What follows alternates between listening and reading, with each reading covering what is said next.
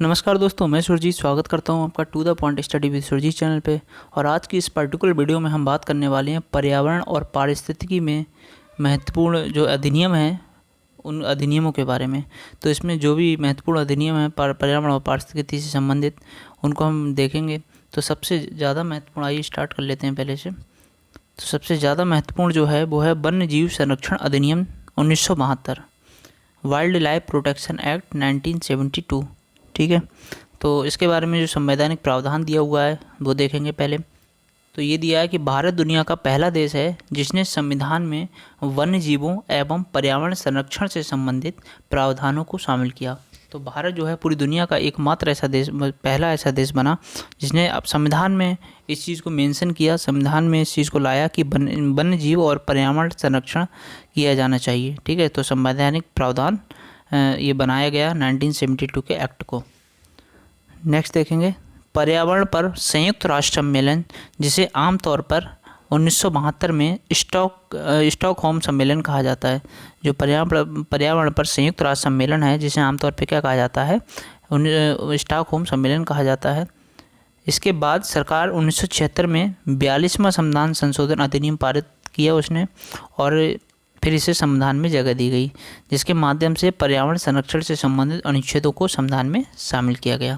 ठीक है, तो 1972 का एक्ट जो था उसको जो स्टॉकहोम सम्मेलन कहा जाता है, 1972 में जो सम्मेलन हुआ उसको, और 1976 में गवर्नमेंट एक 42वां संवैधानिक संशोधन लेके आई और इसको पारित करके इसने ये जो है 1972 का एक्ट पारित करके वन्य जीवों एवं पर्यावरण संरक्षण से संबंधित प्रावधानों को संविधान में शामिल कर लिया। नेक्स्ट देखेंगे अनुच्छेद 48A करके ये भाग 4 में इसको जोड़ दिया गया।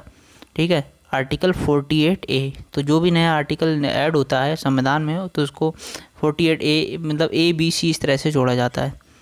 तो 48A करके भाग 4 में इसको जोड़ा गया। ये था पर्यावरण, वन एवं वन्यजीव संरक्षण। क्या नाम था इसका? 48A करके जोड़ा गया, उसका नाम था पर्यावरण, वन एवं वन्यजीव संरक्षण। और राज्य के नीति निर्देशक तत्वों में 48A को 42वें संविधान संशोधन के तहत जोड़ा गया।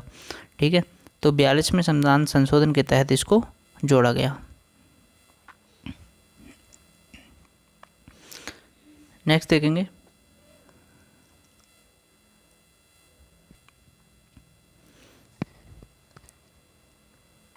तो नेक्स्ट है अनुच्छेद 48A, ये हो गया।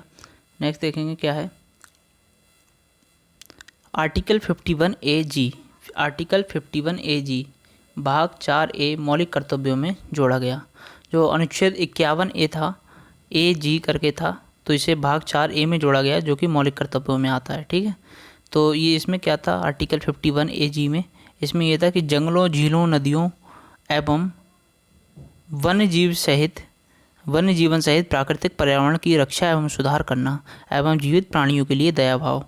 जंगलों, झीलों, नदियों एवं वन्य जीवन सहित प्राकृतिक पर्यावरण की रक्षा एवं सुधार करना और जीवित प्राणियों के लिए दयाभाव होना चाहिए। ये था आर्टिकल 51AG में दिया हुआ। ठीक है, भाग 4A में, जो कि मौलिक कर्तव्य आते हैं इसमें। नेक्स्ट अन्य महत्वपूर्ण जो अधिनियम है उनको देखेंगे। पूछा जा सकता है डायरेक्ट क्वेश्चन कि पर्यावरण संरक्षण अधिनियम कब पारित हुआ, तो 1986 में। 1927 का भारत वन अधिनियम है, यानी भारत वन अधिनियम कब आया, तो 1927 में अस्तित्व में आया। और वन संरक्षण अधिनियम ये 1980 में आया। ठीक है, वन संरक्षण अधिनियम कब आया, 1980 में। नेक्स्ट देखेंगे जल प्रदूषण नियंत्रण अधिनियम, ये 1974 में आया। तो जल प्रदूषण नियंत्रण अधिनियम कब आया, 1974 में। इनकी डेट पूछी जाती है, मतलब ईयर पूछा जाता है इनका, जो सही मिलान कराने के लिए आता है क्वेश्चन, तो इस तरह से पूछा जा सकता है।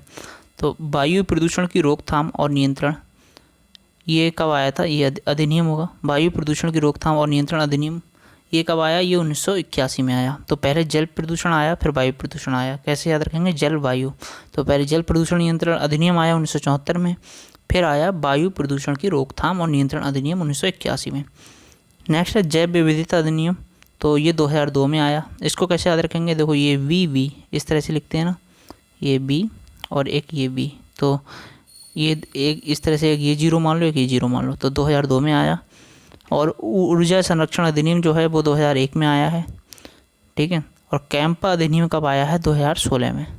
तो कैंपा अधिनियम कब आया? 2016 में। कैंपा की फुल फॉर्म है compensatory afforestation fund management and planning authority. ठीक है, तो कंपनसेटरी एफॉरेस्टेशन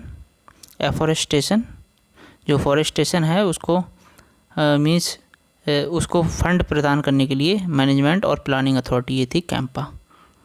नेक्स्ट देखेंगे हम वन्य जीव संरक्षण परियोजनाएं। तो इसमें हम सारी परियोजनाएं देखेंगे, वन्य जीव संरक्षण परियोजनाएं देखेंगे। तो फर्स्ट थी हंगुल परियोजना। क्या थी? हंगुल परियोजना। ये 1970 में आई थी। कहाँ पे? दाची गाम राष्ट्रीय पार्क में, जम्मू कश्मीर में इसको शुरू किया गया हंगुल परियोजना को। ठीक है, नेक्स्ट देखेंगे कस्तूरी मृग परियोजना। ये कस्तूरी मृग है। ये 1970 में ये परियोजना स्टार्ट हुई थी केदारनाथ उत्तराखंड से। ये जो योजनाएं हैं इनके ईयर्स मैच करने को आता है, ये ईयर्स पूछा जाता है कि गिर परियोजना कब स्टार्ट हुई थी इस तरह से। तो ये गिर सिंह परियोजना 1972 में आई। और ये देखिए एशियाटिक शेर है जो कि गुजरात में गिर नेशनल पार्क में ही मिलता है, एकमात्र जगह है ये, यहीं पे मिलता है। गिर सिंह परियोजना 1972 में स्टार्ट की गई इनके संरक्षण के लिए। नेक्स्ट है बाघ परियोजना। ये जो बाघ परियोजना है ये कब आई? ये 1973 में आई बाघ परियोजना। और नेक्स्ट देखेंगे कछुआ संरक्षण योजना एवं घड़ियाल परियोजना। ये 1975 में आई। जो कछुआ संरक्षण और घड़ियाल हैं उनके प्रजनन से संबंधित ये परियोजना जो स्टार्ट हुई थी वो कब स्टार्ट हुई थी? 1975 में। तो ये देख रहे हैं आप, ये कछुओं से संरक्षण है, ये इनके अंडों को देखो संरक्षण दिया जा रहा है। तो ये उड़ीसा से शुरुआत हुई थी। थामिन मृग परियोजना ये 1987 में आई मणिपुर में, मणिपुर से स्टार्ट हुई है। ये थामिन मृग है, इसके संरक्षण के लिए 1987 में आई। नेक्स्ट है गेंडा परियोजना। ये 1987 में आई ये भी। तो ये आसाम एंड वेस्ट बंगाल में यहाँ से इस परियोजना का उद्घाटन किया गया, गेंडा परियोजना का 1987 में। ठीक है, हाथी परियोजना ये 1992 में स्टार्ट हुई। और सिंहभूम जो कि झारखंड का एक डिस्ट्रिक्ट है, वहाँ से इसको योजना को शुरू किया गया। और 2010 में हाथी को जो है विरासत पशु घोषित कर दिया गया, भारत का विरासत पशु। और नंबर 9 है हाथी की अवैध हत्या निगरानी कार्यक्रम। ये जो माइक योजना है, माइक प्रोग्राम, इसकी शुरुआत कब की गई? 2003 में। ये किससे संबंधित था? तो ये हाथी की अवैध हत्या और उसके निगरानी कार्यक्रम से संबंधित था, यानी monitoring the illegal killing of elephants. ठीक है, नेक्स्ट है वैश्विक tiger forum.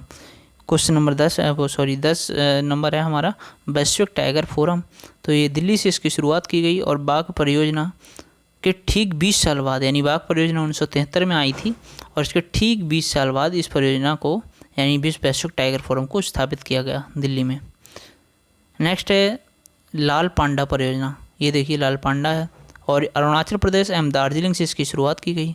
Padmaja Naidu Himalayan प्राणी उद्यान से इसकी शुरुआत हुई और इसकी शुरुआत जो हुई थी वो world wide fund for nature यानी विश्व प्राकृतिक निधि के सहयोग से हुई थी। नेक्स्ट है गांगे डॉल्फिन संरक्षण। ये देखिए गांगे डॉल्फिन है, गंगेटिक डॉल्फिन बोलते हैं इसे। इसके संरक्षण से संबंधित योजना आई थी 1997 में और 2009 में ये जो है राष्ट्रीय जलीय जीव घोषित कर दिया गया इसको, गांगे डॉल्फिन को। ठीक है, गंगेटिक डॉल्फिन को।